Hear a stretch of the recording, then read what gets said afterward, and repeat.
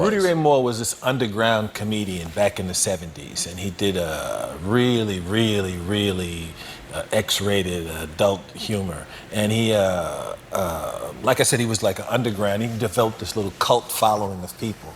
And he made these movies. He financed his movies himself, and he did these comedy records, and he financed them himself. It was like he couldn't get in.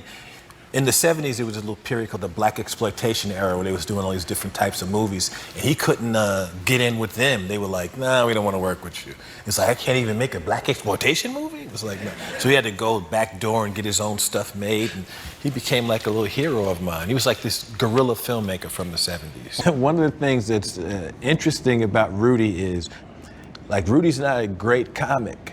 Rudy just believes in his shit and he's funny. But it's not like the comics look at him and be like, God, Rudy's brilliant. It's like, we're laughing. Lots of times it's how audacious he is what's so funny, is that you can't believe he said what he said, you know? And with his music, it's the same thing. It's not like Rudy was like this brilliant singer or anything. He just loved to sing, and he sang, but it wasn't like singers were looking at him getting inspired by him. So it's not like, you know, he didn't get credit for what he was doing. He got the credit for what he was doing, you know, creatively. But it's not like, you know, he influenced all these people and nobody gives Rudy and he influenced all these comics. Because I don't know any comics that looked at Rudy and was like, yeah, I aspire to be like, to do it like Rudy. You know? You appreciate it and you think whatever, but you don't want to.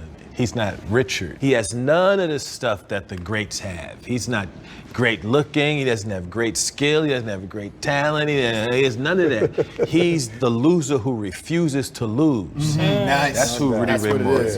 Yeah. Well, like I said, he's inspirational. First and foremost, he's very, very funny. And his movie started off like, if you watch a Rudy Ray Moore movie, his movie started off kind of like, they were kind of stoner pictures. They were kind of movies people would smoke, and then they would like look and say, hey, look what he just said. Look. Or he'd throw a punch and he missed by a lot in the punch. Or the microphone, and you could see the microphone come in the shot. So it was stuff like that. Mm-hmm. And that's what made everybody start watching him initially. Then, you know, I started doing comedy myself, and I started seeing him a whole different way. And then when I got into movies, it was like, then I found out how he made his movies. He became an inspirational figure to me. Like I said, he's a guerrilla filmmaker. All the way from the bottom, Rudy Ray Moore. From nothing. They used to have these XXX albums that Red Fox and those comics would do, the Blue Records, and that was like the underground stuff. And he couldn't even get signed, but he had to go underneath that and literally goes in the alley and tapes bums and takes what they did. Like, Rudy Ray Moore is all the way from the bottom up. Yeah. I don't know when that phrase blaxploitation got coined, but I know that period for us was like that's when we were finally getting to see us on the screen. That was a big part of it.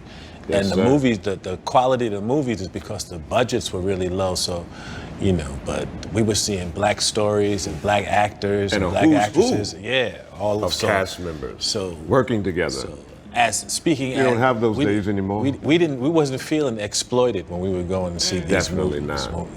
We wasn't sitting in the movies going, this is a damn shame how they making us look. We was just so happy to be up there. I don't know who started it, that our culture was being exploited on the screen. You know, we never looked at it like that.